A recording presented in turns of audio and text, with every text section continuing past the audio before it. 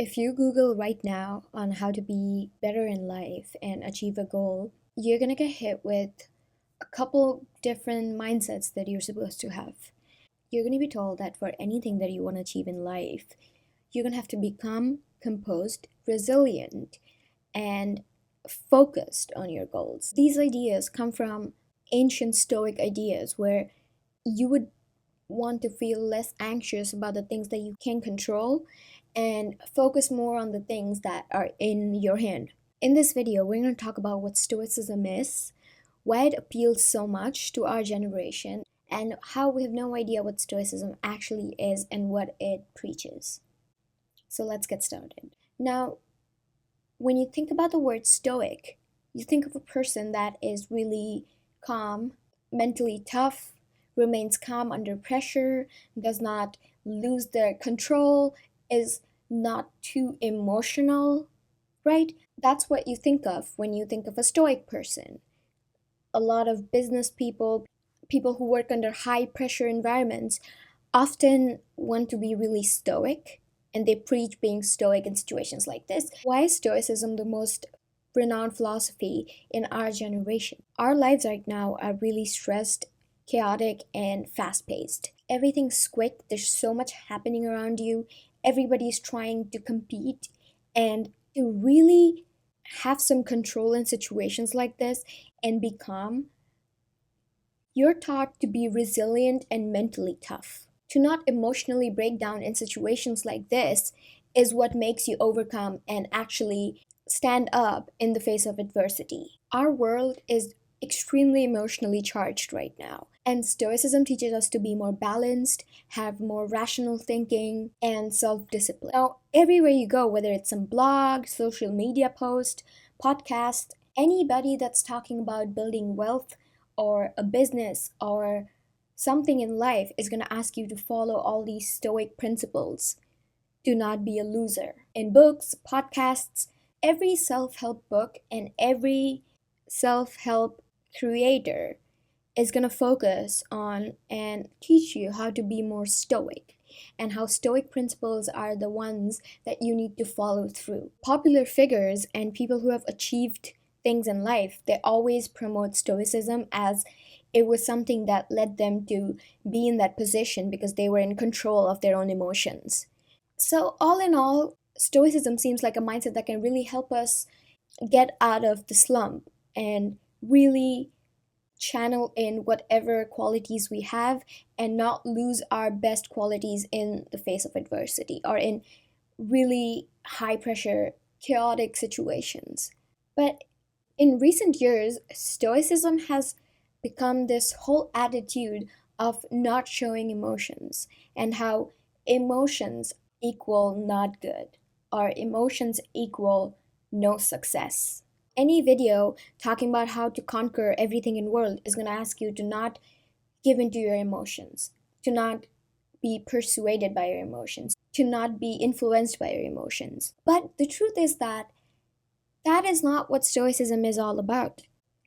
Most people talking about Stoicism and most people giving you ideas on Stoic principles and talking to you how you could achieve the best and be in your best mental health to pursue your goals, they don't know what Stoicism actually preaches, which is leading to the suppression of emotions. Now, what exactly is Stoicism? Zeno of Cyprus essentially created the whole philosophy of Stoicism. He was once a wealthy merchant in Rome who lost everything in a shipwreck and later went on to actually build himself again from all the turmoil and start a whole education system to teach his disciples his principles of Stoicism so that could help them be more resilient in life. Stoicism actually puts a lot of emphasis on cardinal values like wisdom, temperance, justice, and courage. Now, you might also know about other Stoic philosophers and big people who had a lot of impact on Stoicism, like Marcus Aurelius, Epictetus, and Viktor Frankl. The main thing that Stoicism stood for was not acting on your emotions, which now gets translated into not having emotions. Now, there is a very thin line in those two things. Not acting on your emotions is not the same thing as suppressing your emotions. See, this is how people get Stoicism all wrong in our generation. What we're being told is that to gain the upper hand in a situation and to actually resolve it, you need to stop feeling all your emotions. You need to keep them aside and focus on the solution and focus on what you need to do. But Stoics do not believe in that. Stoics do not agree with not having emotions and not feeling emotions. Stoics want you to feel what you feel, accept those feelings, understand those feelings, and actually decipher where these feelings are coming from or where these feelings are emerging from and solve them so they don't affect your actions. So you don't act on your emotions, not feel them. Do you see what the difference is? You cannot not feel something. You cannot gaslight yourself into thinking that you're not sad or you're not angry. It's almost like you have an open wound and you're just ignoring it and hoping that it would just heal itself. That does not work. You have to take care of that wound, dress it, and then give it time to heal. It's not going to magically happen for you. If you don't understand why you're experiencing a feeling and you just ignore it and put it in a side box in your brain or your mind, it's going to come back to you. And it's going to keep coming back to you again and again until you actually take focus and solve it. And if you don't do that, it becomes a habit. It becomes a habit of you feeling those emotions and then suppressing them, then the emotions coming back to you and disrupting your life. How can you become resilient and calm if you don't even have the self knowledge to understand why you're feeling certain emotions? Stoics care about self knowledge. A person who has the self knowledge and self awareness of why they're feeling certain things and how to actually deal with those feelings are what makes a person resilient and motivated in a situation of distress. Viktor Frankl said that we can use our willpower to find meaning in things even in the bleakest situations. And when you talk about all the famous Stoic people that actually did things for others, for example, Seneca. Seneca stood for the rights of the slaves back in ancient Rome. Why did he do that? Because feeling bad for people that are not having the same rights as you comes from emotions.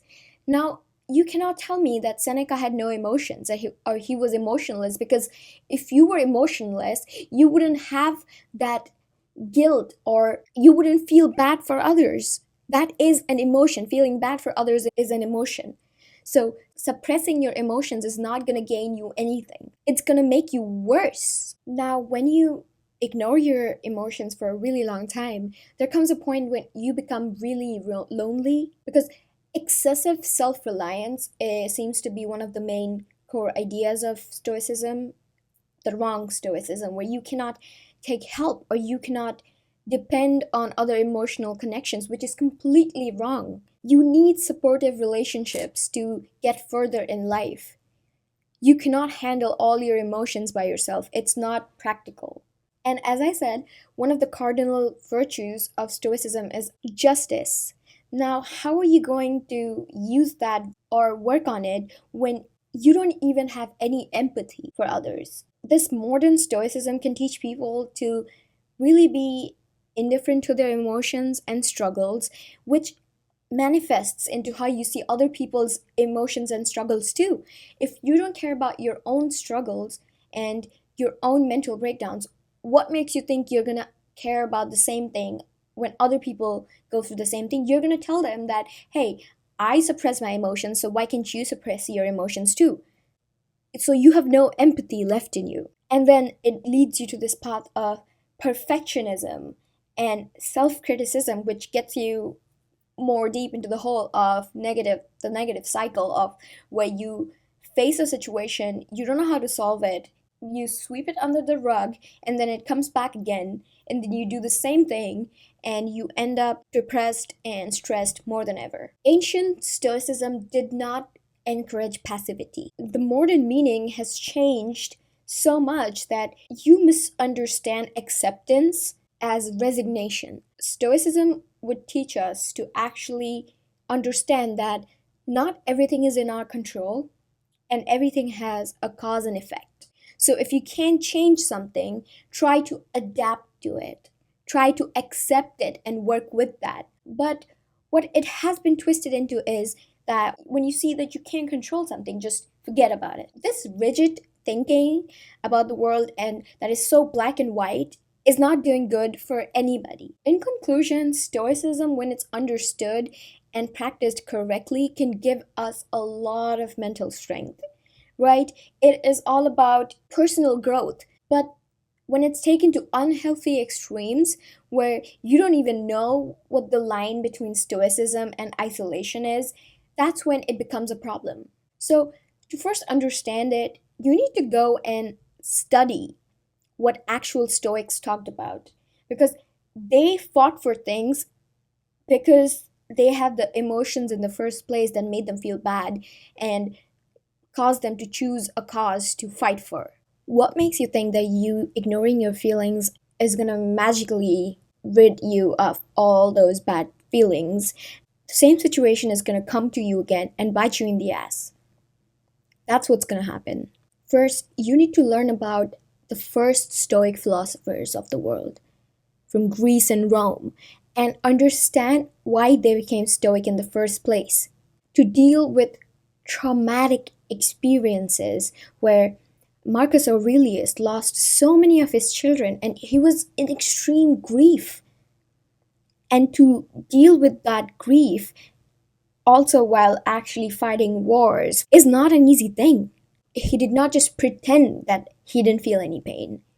He understood that he felt the pain, he worked with the pain, and he stabilized himself by understanding his pain so he can do things that are in his control. It's all about acceptance. It's all about understanding that some things are not in your control while others are. And you only need to focus on the things that you can control. Because when you focus on things that are not in your control, all you feel is despair. You feel like you lack things because these things are not going your own way.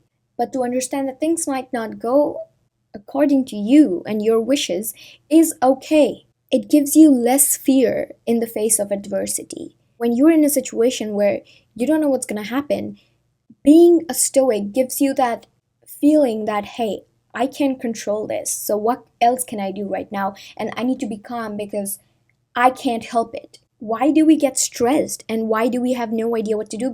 That's when things are not going according to our plans. In those situations, to be calm is what stoicism is meant to do. Not just tell you that, hey, you're not sad. Because you are sad, you're human, you're supposed to be sad. You're not a robot. You are nothing without your feelings. You are nothing. It's the basic nature of human beings to feel things. Now, if you don't feel anything and you suppress all your emotions, just remember that emotions are not A or B. If you repress and suppress one emotion, eventually you're not going to be able to feel any kind of emotions. And you're going to become a mummy. And it's going to suck when you can't feel anything. We got to revisit what Stoicism actually is about. And it's not about being a tough dude. It's not about being the tough guy. It's about being the person who understands everything and accepts it without losing their temper.